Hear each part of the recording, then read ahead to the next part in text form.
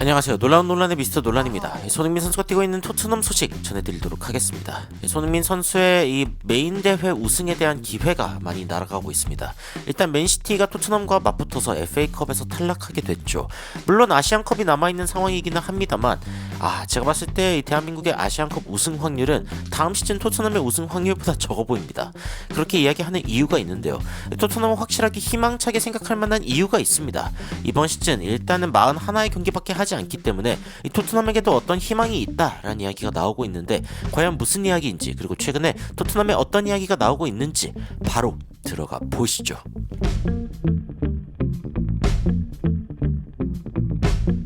여러가지 이야기 들어가기에 앞서의 아시안컵에 대한 이야기를 안 할 수가 없는데, 일단 아시안컵 우승 확률 여러분들은 어떻게 보십니까? 진짜 쉽지 않을 거라고 저는 생각을 하는데, 토너먼트 대회에 들어가면 좀 다를까? 이 부분에 대한 기대감을 솔직히 저도 없지 않습니다. 하지만 감독이 워낙 무전술의 달인이다 보니까 이거 무엇을 기대해야 되나라는 생각이 들거든요.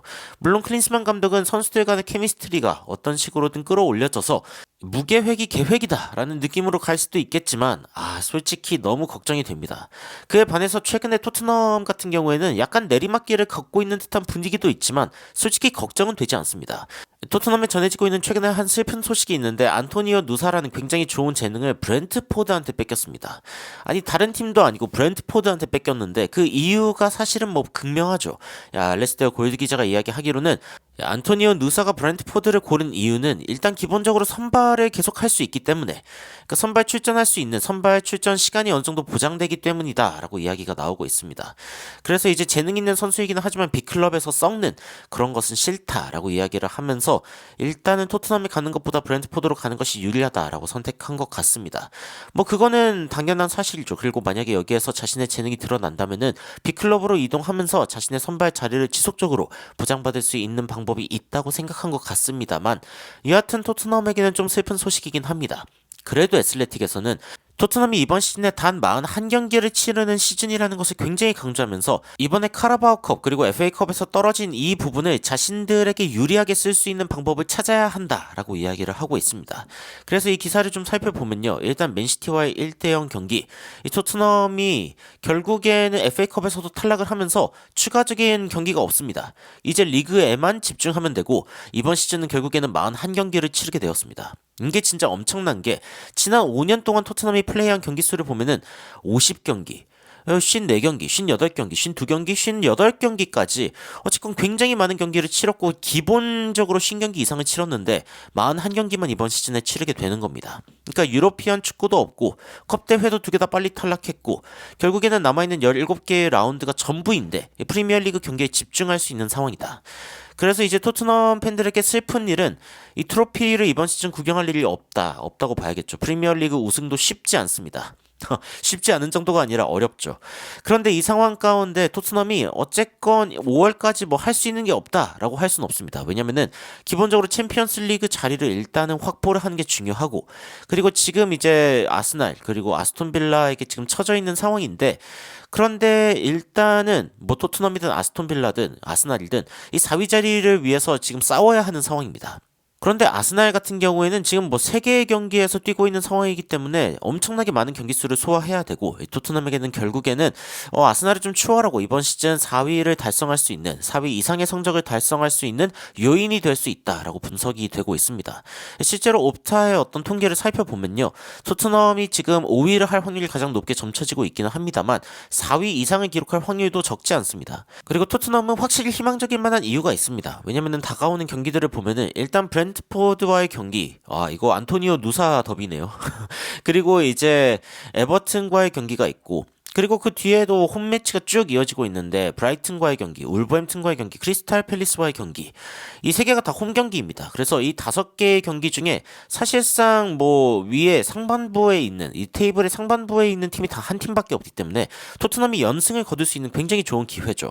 게다가 손흥민, 비수마, 사르까지 돌아온다. 그리고 메디슨이 만약에 풀 체력으로 돌아온다라고 이야기를 하면은 토트넘의 경기력이 굉장히 올라갈 수 있다라는 이야기가 나오고 있습니다. 그래서 토트넘이 맨시티와의 경기에서 1대 0으로 진 것은 굉장히 아쉬운 일이기는 하지만 일단 리그에 집중할 수 있는 상황이다. 이 부분을 일단 외신에선 주목을 하고 있는 것 같고, 그리고 맨시티와의 경기가 굉장히 아쉽기는 했죠. 사실은 토트넘과 맨시티의 격차를 알 수 있는 부분이 있었는데 문제는 이제 뭐 범인 색출은 여러분들도 이미 다 하셨겠죠.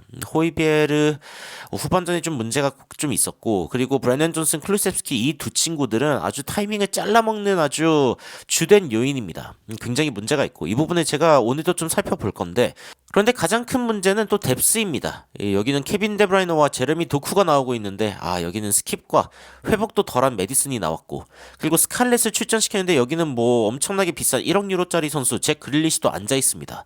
이런 점들이 이제 언론의 주목을 받죠. 어쨌건 토트넘과 맨시티의 격차를 보여준 경기였다라고 하면서 1억 파운드였네요. 1억 유로가 아니라. 잭 그릴리시가 앉아있고 데인 스칼렛이 막 출전하고 있고, 이런 게 결국에는 두 팀 간의 힘의 차이를 보여주는 것이다 라고 이야기를 하면서 토트넘의 스쿼드가 미완성이다 라는 점을 이야기했습니다. 포스테코글루 감독도 우리가 어떤 팀이 되려고 하는지 사람들이 좀 관점을 확실하게 했으면 좋겠다. 6개월 만에 할 수 있는 일이 아니고 맨시티도 6개월 만에 이런 팀이 되지 않았다. 우리가 결국에는 어떤 식으로 어떤 방향으로 가고 있는지에 대해서 알고 있다면 우리가 굉장히 이른 단계에 있다는 걸 알 수 있고, 그리고 우리가 앞으로 가기 위한 어떤 벤치마크로서 활용을 해야 된다라고 이야기를 했습니다. 토트넘은 확실하게 발전하고 있습니다. 매 경기를 할 때마다 나아지고 있다는 게 느껴지고 어떤 식으로든 발전하고 있다는 게 느껴지는 게 어떻게 보면은 진짜 큰 차이점이거든요. 그 주어는 이야기하지 않겠습니다. 어떤 대표팀과 굉장히 큰 차이점이 나거든요.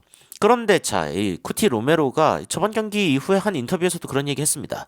진짜 이번 패배는 아프고 뼈가 아픈 그런 패배이기는 하지만 그래도 우리가 지속적으로 노력하고 그것이 중요하다. 그리고 우리가 결국에는 맞는 방향으로 가고 있다는 게 가장 중요하다라고 이야기를 했습니다. 로메로가 토트넘에 와가지고 finally라는 단어를 쓰면서 우리가 결국에는 옳은 방향으로 가고 있다는 것이 굉장히 중요하다. 우리를 지지해줘서 너무 고맙다라는 이야기를 하고 있거든요. 토트넘이 더 강해진 채로 돌아올 것이다라고 하는 이 약속을 저는 믿을 수 있습니다. 어떤 대표팀과는 다르게 말이죠. 그리고 이 저번 경기에서 솔직히 이 공격진 너무 무력하지 않았냐라고 이야기하신다면은 저는 동의를 하지 않는 게, 베르너가 확실하게 좀 좋은 모습을 보여주고 있습니다. 저는 손흥민 선수가 돌아올 때 이 베르너 선수와의 조합이 굉장히 좋을 것이다 라고 생각을 하고 있는데, 1분 때 들어온 패스, 여기에서 베르너의 움직임이 굉장히 또 돋보였는데 패스가 부정확했죠. 그래서 베르너 쪽으로 흐른 게 아니라 좀 앞으로 흐르면서 결국에는 상대 키퍼한테 잘렸습니다. 잘리는 장면이고, 이 23분 때도 베르너가 뛰어들어가는 장면이 있습니다. 이때 공을 잡은 선수 클루셉스키인 것 같은데, 근데 클루셉스키가 여기서 공을 접으면서 템포를 죽이니까 뛰어들어가던 베르너가 이거 굉장히 좋은 기회였는데 바로 줬으면 됐을 텐데 이거를 안 찔러줍니다. 이런 게 이제 클루셉스키의 대표적인 문제 중 하나죠. 해결돼야 되는 문제 중 하나고, 그리고 29분에도 베르너가 뛰어들어가는 장면이 있었습니다. 이 장면에서 이제 여기에 존슨이 잡고 있는데 존슨이 이 공을 밑으로 줘버립니다. 물론 여기에서 에메르송이 찔러주는 패스를 시도하기는 했습니다만 이미 한 템포 끊겼죠. 베르너가 들어가다가 이때 아닌가? 이렇게 돼버린 상황이기 때문에 베르너의 뛰는 어떤 이 부분이 또 다시 한번 스포가 된 부분이고, 그리고 다시 한번 베르너가 이제 뛰어들어가는 장면인데, 이 토트넘 진영에서 페드로 포로가 30분경에 뿌려준 패스 입니다. 베르너 쪽으로 갔으면 좋았을 텐데 이쪽 앞으로 떨어져 버리면서 결국에는 상대 키퍼가 또 한 번 처리해버리는 상황이었죠. 이런 부분들도 좀 아쉬웠고, 그리고 여기는 이제 드디어 베르너가 뛰어들어가는 부분인데 잘 찔러 넣어줍니다. 이게 호이베르의 몇 안 되는 좋은 패스 중 하나였는데, 이때 이제 베르너가 바로 뛰어들어가고 있는 히샬리송한테 공을 줍니다. 이때 우리가 그런 생각을 하죠. 이게 손흥민이었다면, 근데 히샬리송이었기 때문에 결국에는 상대 수비에게 제압 당하면서 골로 이어지지는 못했습니다. 또 하나의 좋은 장면이 있었는데 52분 대 장면이죠. 베르너가 직접 돌파를 해가지고 중간까지 와가지고 직접 패스를 존슨 쪽으로 주는 장면입니다. 이게 토트넘의 유일한 슈팅으로, 이 맨시티전의 유일한 슈팅으로 이어졌고, 베르너의 좋은 퍼포먼스가 계속적으로 보입니다. 특히 이제 55분 장면, 베르너가 뛰어들어가는 장면이 있는데, 그런데 이 경합 장면에서도 공이 들어가지 않고 접어버리면서 이거 에메르송이겠죠. 베르너가 또 한 번 이 뒤쪽으로 뛰어 들어가는 게 또 무산됐습니다. 그러니까 베르너가 얼마나 많이 뛰었는지 알 수 있는 대목이고, 그래서 사실 80분 때 처음으로 이 베르너에게 좀 유의미한 패스가 들어갔을 때 베르너가 지칠 대로 지쳐있던 이유가 있습니다. 결국에는 이 카일 워커와의 경합에서 이겨내지 못하면서 이게 카일 워커에게 이제 뒷덜미를 잡히고 몸싸움하고 하면서 결국에는 어깨를 내주면서 슈팅까지 가지 못했던 그런 장면이었죠. 굉장히 아쉬운 장면이었습니다. 그래서 제가 생각하는 토트넘의 베스트 11은 이런 모습에 가깝습니다. 일단 비카리오 키퍼 그리고 반더벤 로메로 이렇게 센터백 듀오는 뭐 맨시티를 상대로도 너무 잘 버텨줬기 때문에 나쁘지 않고, 그리고 수비적으로 나서야 할 때는 에메르송, 공격적일 때는 포로를 쓰는 게 나쁘지 않다라고 생각이 들고, 왼쪽에는 이제 우도기가 너무 잘해주고 있죠. 이 부분은 뭐 건들 게 없고, 그다음에 비수마가 만약에 풀 컨디션으로 돌아온다라고 하면 비수마 앵커에 벤창쿠르 메디슨을 쓰는 게 좋아 보이는데, 그런데 사르도 너무 잘하고 있단 말이죠. 근데 사실상 이 윙 쪽에 있는 이 역할, 이 같은 쪽에 있는 세 선수가 엄청나게 로테이션을 많이 하는 게 이 포스테코글루 감독 체제에서 너무 당연한 일이다 보니까 사르를 여기에 쓰는 것도 나쁘지 않겠다. 특히 클루셉스키 너무 템포를 죽이고 존슨도 요즘 상태가 안 좋아 보이기 때문에 사르를 여기에 쓰는 방안을 좀 고려해 봄직하다. 그리고 베르너와 손흥민 선수의 이 조합 꼭 보고 싶다라는 생각이 듭니다.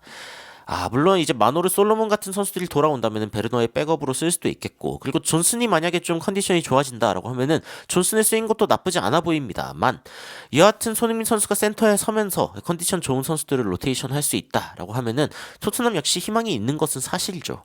그리고 손흥민 선수가 탑으로 돌아오는 것이 어쨌건 EPL 하반기에 가장 지켜볼 만한 부분이 아닌가 싶습니다. 그래서 이 부분들을 좀 기대하면서 이 토트넘의 하반기 경기를 기대해 볼 텐데, 손흥민 선수가 아시안컵에서 언제 돌아올지를 좀 지켜봐야겠죠. 물론 아시안컵에서 우승했으면 좋겠습니다만 지켜봐야겠죠. 자, 오늘 영상은 이 역사와 전통의 이 규장각 한국학 연구원에서 소장 중인 조선 고지도를 디지털 NFT로 최초 오픈하는 소식과 함께 전해드리고 있습니다. 그래서 이 프로젝트에 대해서 관심 있으신 분들은 고정 댓글 그리고 커뮤니티를 통해서 좀 더 자세한 정보를 살펴보시면 되겠습니다. 여러분들은 다가오는 토트넘의 하반기, 이 시즌 하반기에 대해서 어떻게 생각하고 계신가요? 그리고 더 나아가서 손흥민 선수가 아시안컵에서 어디까지 이 팀을 이끌고 나갈 수 있을 거라고 생각하시는지도 궁금한데요. 댓글로 의견 달아주시면 더욱 흥미로운 소식으로 찾아뵙도록 하겠습니다. 이상 놀라운 논란 미스터 논란이었습니다. 시청해주셔서 감사합니다.